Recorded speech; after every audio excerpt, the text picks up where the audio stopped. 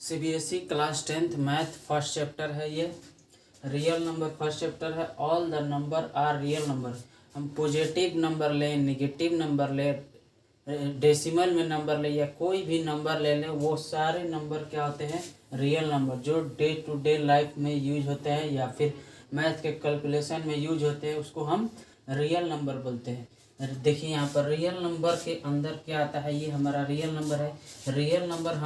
Real number में क्या क्या आएगा? रेशनल नंबर भी आएगा रियल नंबर में, इरेशनल नंबर भी आएगा, इंटीजर भी आएगा, होल नंबर भी आएगा और नेचुरल नंबर भी आएगा।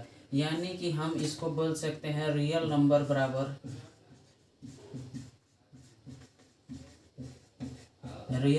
बराबर क्या क्या हो जाएगा हमारा? Rational number plus irrational plus integer plus whole number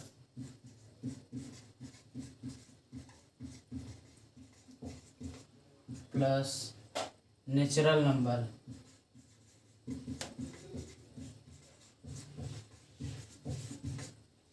तो रियल नंबर किसको बोलेंगे?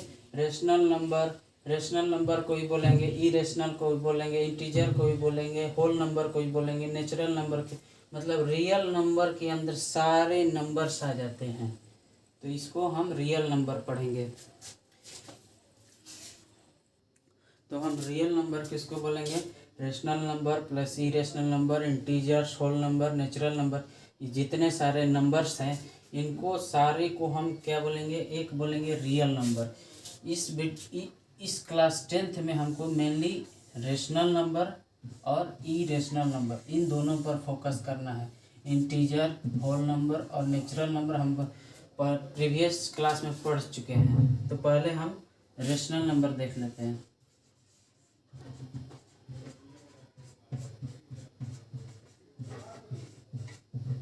रेशनल नंबर उसको कहते हैं जो p बाई क्यू के फॉर्म में हो। फ्रैक्शन हो गया p बाई क्यू के फॉर्म में हो, और जो q है यानी कि डिनोमिनेटर, ये क्या है? न्यूमरेटर है और ये डिनोमिनेटर है। जो डिनोमिनेटर है वो कभी भी जीरो नहीं होगा, तो इसको हम p बाई क्यू, और q जो है वो जीरो नहीं होगा, इसको क्या बोलेंगे हम? Rational number. जैसे हम एग्जांपल देख सकते हैं 2/3, ये क्या हो गया हमारा? Rational number p by q के फॉर्म में, और नीचे वाला जो है q ये जीरो नहीं है।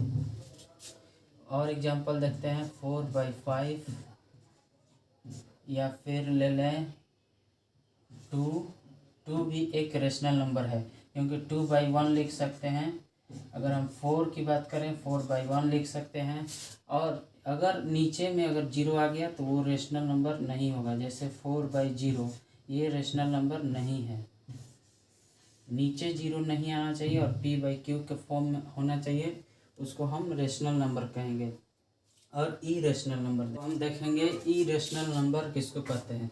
तो इरेशनल नंबर कोई भी ऐसी संख्या जिसको हम, कोई भी ऐसा नंबर जिसको हम p बाई क्यू के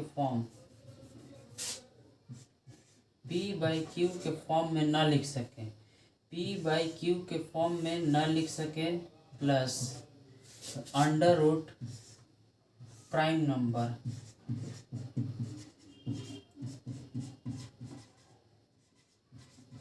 ये क्या है? Not expressed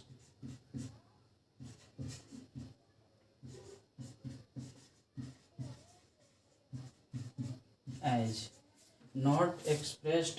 p by q के फॉर्म में जिसको ना लिख सकें, plus under root prime number, या फिर under root no exact root,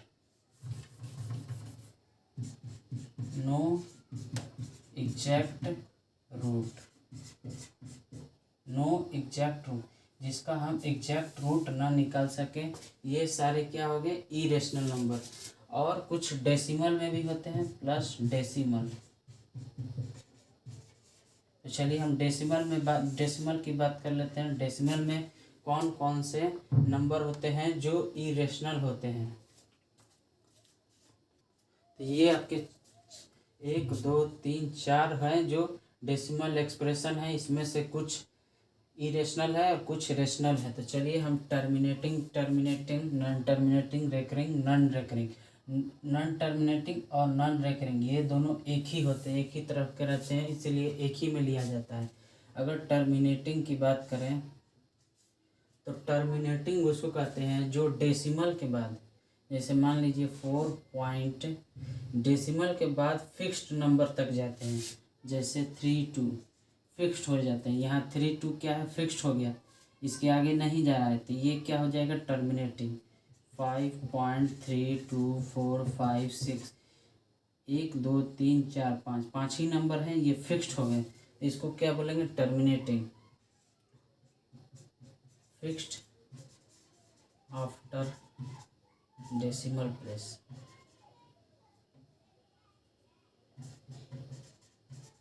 fixed after decimal, decimal के बाद जो फिक्स्ड हो जाएंगे उसको क्या बोलेंगे, टर्मिनेटिंग।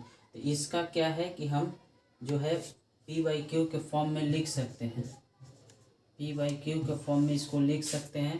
तो ये जो है रेशनल नंबर हो जाएगा, ये क्या हो जाएगा, रेशनल नंबर। जैसे यहाँ पर 4.32, यहाँ से हम पॉइंट हटाएंगे, नीचे क्या आ जाएगा, 100। P/Q के फॉर्म में आ गया, तो ये क्या हो गया, हमारा रेशनल नंबर हो गया।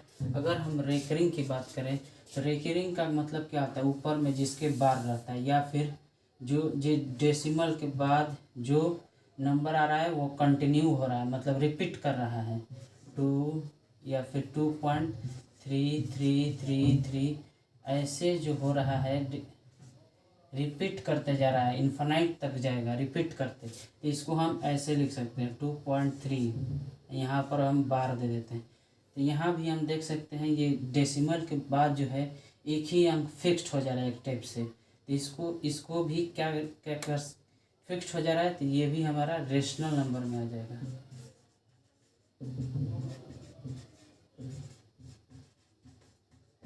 इसको भी हम P/Q के फॉर्म में लिख सकते हैं, P/Q के फॉर्म में लिख सकते हैं। मैं आगे बताऊंगा कि इसको स्पेशली इसको आप P/Q के फॉर्म में कैसे लिखेंगे, रेकरिंग नंबर्स को P/Q के फॉर्म में कैसे लिखेंगे।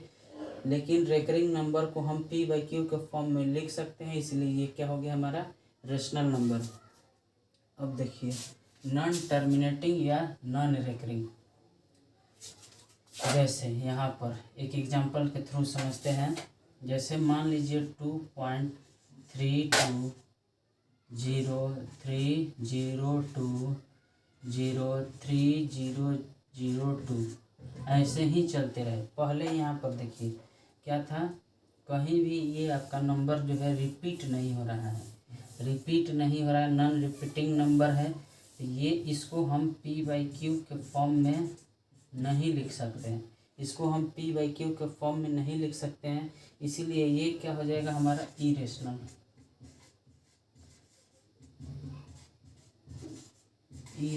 नंबर। इसको हम क्या P/Q के फॉर्म में नहीं लिख सकते हैं, और न ही एक रिपीट हो रहा है, एक सीक्वेंस बन रहा है। यहाँ पर 32 है, 320 है, यहाँ पर क्या है 0302 है, फिर 0 आया, फिर 3, यहाँ 3 2 के बीच में देखिए एक भी 0 नहीं, यहाँ 3 2 के बीच में क्या है, एक 0 है, यहाँ 3 2 के बीच में क्या है, 2 0 है, तो ये रिपीट भी नहीं हो रहा है, जिससे कि हम रेकरिंग बना सकें।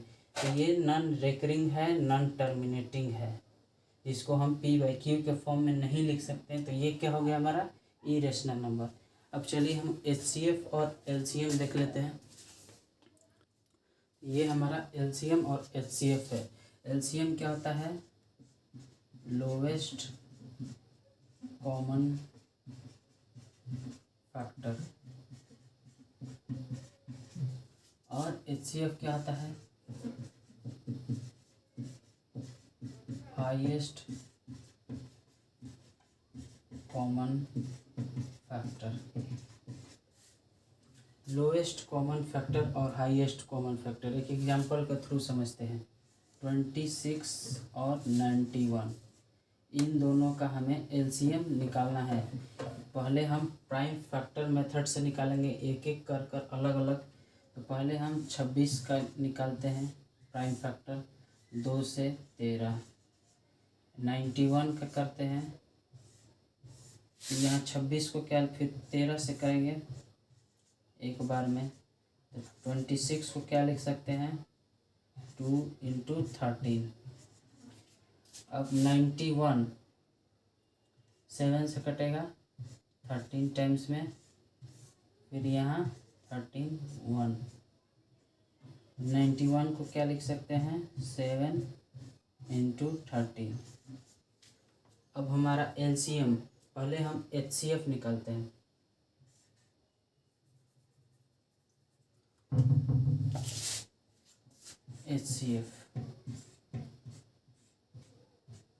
एचसीएफ क्या होता है, दोनों में जो कॉमन हो वो हमारा एचसीएफ होता है।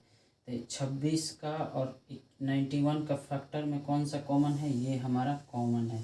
13 इसमें भी है, 13 इसमें भी है, तो एचसीएफ हमारा क्या आ जाएगा 13। और अगर हम एलसीएम की बात करें, एलसीएम निकालने के लिए जो कॉमन वाला है, कॉमन वाले को एक बार लिखेंगे। ये हमारा कॉमन वाला था, एक बार लिख दिए। जितने कॉमन है एक बार लिख देंगे उसको × 2। बाकी जितने अनकॉमन है, जो कॉमन नहीं है, उसको उससे मल्टीप्लाई कर देंगे। 26 में क्या था 2, यहाँ 2 लिख देंगे × 2। इसमें 91 में क्या था 7। तो ये हमारा क्या हो गया एलसीएम, और ये हमारा एलसीएम, एचसीएफ और ये एलसीएम।